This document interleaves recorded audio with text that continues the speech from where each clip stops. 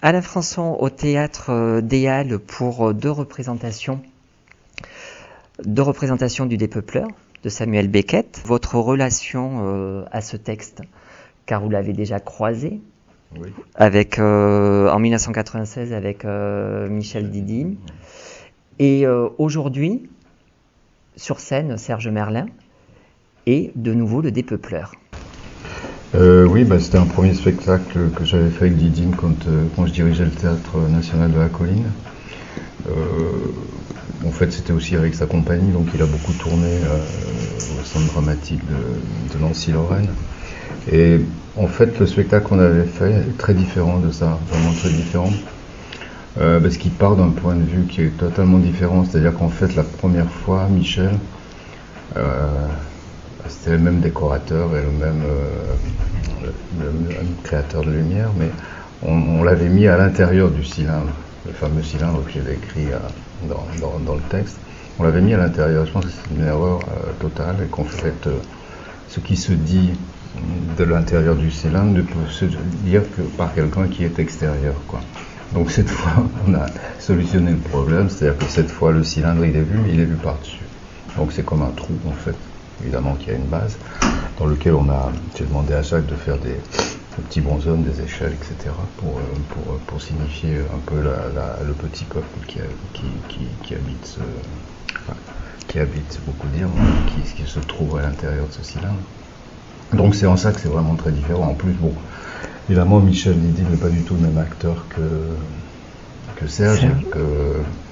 Serge, en plus, il a une fréquentation forte de Beckett. Ensemble, on a fait Fin de partie, on a fait La dernière bande, et puis on a fait aussi Extinction, Thomas Bernard, qui sont vraiment ces deux auteurs fétiches.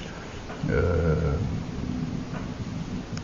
puis c'est aussi, je veux dire, un des grands acteurs qui nous reste, qui soit prosodiquement très, très fort, quoi. Je veux dire, qui manie la langue d'une manière incroyable, quoi. Et ils sont très peu, hein, je veux dire, il y avait Terzieff, il y a Samy Frey, il n'y en a pas 50. Enfin, voilà. Oui, ils se comptent vraiment sur les doigts d'une main, quoi.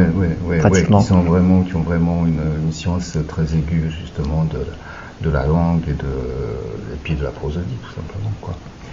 Donc c'était un plaisir de le refaire avec lui, d'autant que lui, il avait déjà fait une expérience ici à Avignon Off, je crois d'ailleurs. C'est ça, en 1968. Oui, c'était du temps de Villars. Oui, hein, tout à fait. Juste la dernière année. Oui. Et puis, je crois qu'il avait repris à l'Odéon. Je crois que Jo Lavaudan lui avait fait des lumières.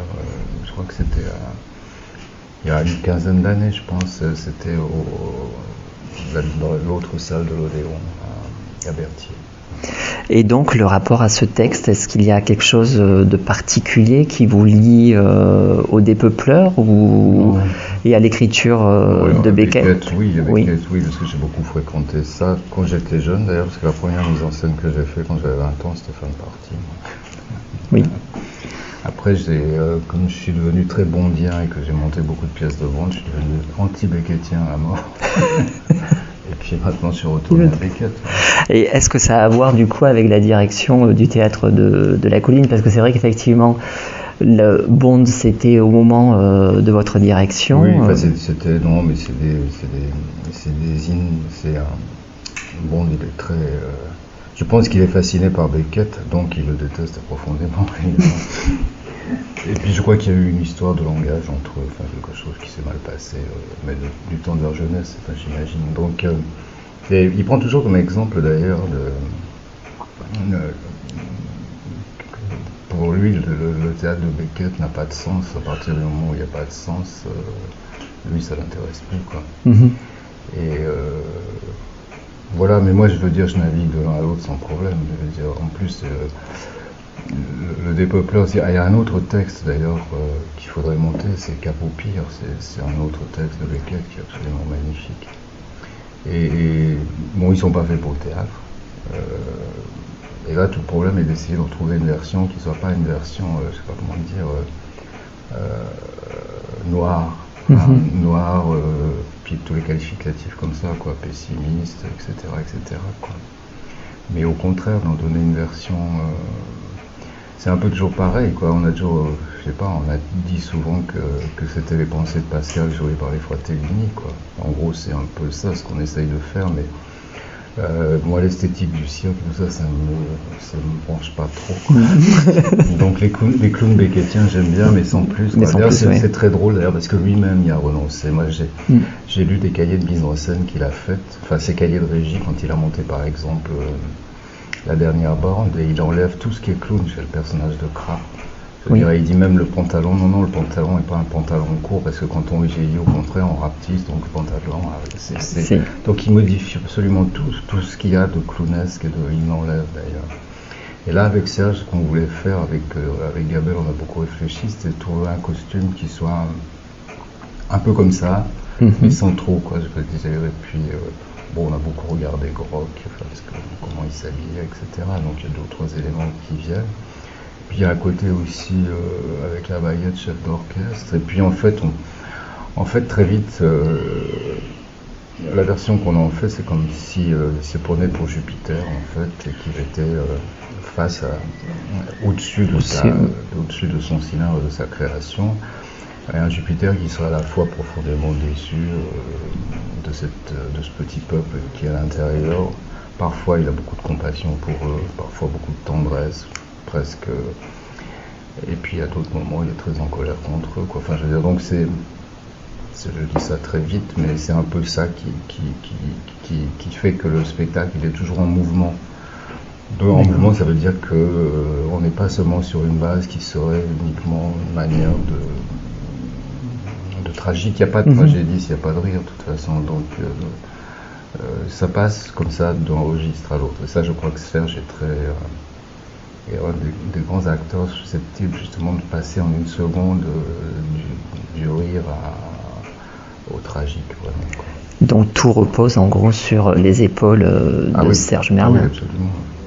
Oui. Enfin, sur la direction, je veux dire, évidemment, moi je lui ai dit, je l'ai induit à ce qu'il soit continuellement en contact avec le public. Donc par exemple, une des différences dans les versions qu'il a faites lui-même, quand il se mettait en scène lui-même, il était à une table et il était comme s'il avait un quatrième mur devant lui. Là, moi j'ai tout ouvert, c'est-à-dire je lui ai dit on le fait, mais il faut parler au public. Il faut l'entretenir sans arrêt, quoi. Et je pense que ça l'intéresse énormément. Je crois qu'il y a trouvé une espèce de joyeuseté à faire ça, quoi. À se situer dans ce texte, donc du coup, qui n'est pas fait à la base pour le théâtre. Du coup. Non, pas du tout. Et est-ce qu'en tant que metteur en scène, du coup, c'est un pari qu'on se fait à soi-même en disant je vais monter ce texte, il n'est pas fait pour le théâtre, mais on va mettre un comédien sur le plateau et on va en donner oui, je pense une illustration. C'est aussi des circonstances qui décident. Je veux dire, moi j'aime bien être metteur en scène tout terrain, c'est-à-dire, bon là je viens de faire il y a une semaine une création au Théâtre National de Strasbourg, une pièce de Otto Strauss, dans un décor le immense, temps. Et puis en même temps ça me provoque et ça me plaît d'aller dans la salle du théâtre des Déchargeurs et puis de le faire dans un tout petit lieu et puis d'avoir ce rapport-là avec le théâtre, quoi, c'est-à-dire de passer... voilà, je suis pas underground, je suis souterrain, quoi. Et donc est-ce que du coup avoir créé votre compagnie, le Théâtre des Nuages de Neige, ça vous laisse cet espace de liberté? Oui.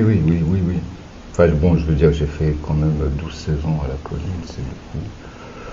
C'est beaucoup. À la fin, j'arrivais plus. Mettre en scène, oui, mais diriger aussi parce que c'était un théâtre très agréable, y compris avec tout le personnel. Mais j'arrivais plus à faire la programmation. Je comprenais plus de quel droit je choisissais telle pièce, tel metteur en scène plutôt que tel autre, je voyais plus. Enfin, je veux dire, j'avais des lignes bien sûr, mais ça me paraissait de plus en plus inconfortable de faire ça. Donc j'étais assez content d'arrêter ça. Et puis ça me permet aussi de revenir, parce que je sais pas, mais c'est vraiment un effet du hasard. J'ai beaucoup travaillé avec Bond, avec Vinaver, j'ai travaillé sur Ibsen, sur Tchekhov, parfois sur Feydeau pour remplir les caisses aussi. Et en fait, j'ai oublié les auteurs qui pour moi sont essentiels, qui sont ceux de ma génération, c'est-à-dire Peter Hanke et Boto Strauss, qui sont pour moi les deux grands dramaturges dont il n'y a pas d'équivalent et dont il n'y a même pas de, comment on dit, de descendants. Enfin, ils n'ont pas d'épigone. Enfin, je veux dire, ça reste, mais c'est des très très grands dramaturges. Et à ça, en plus, des romanciers magnifiques. Et donc, tout à coup, je me suis retrouvé avec la possibilité d'aller voir Peter Hanke chez lui à Chaville, et puis de monter sa dernière pièce, toujours La Tempête, et puis là, de retrouver Boto Strauss. Mais je suis content de retrouver Boto Strauss aussi, parce que c'est Michel Séville-Aver qui a fait la traduction française, enfin la version française, que c'est Patrice Chéreau qui lui a demandé. Donc c'est vrai, je suis en terrain inconnu aussi. C'est un terrain inconnu, et du coup, là, vous avez inversé les rôles. Autant vous étiez à la programmation, et là, vous attendez d'être programmé. Eh ben oui, c'est plus compliqué. Des fois, il faut que je fasse...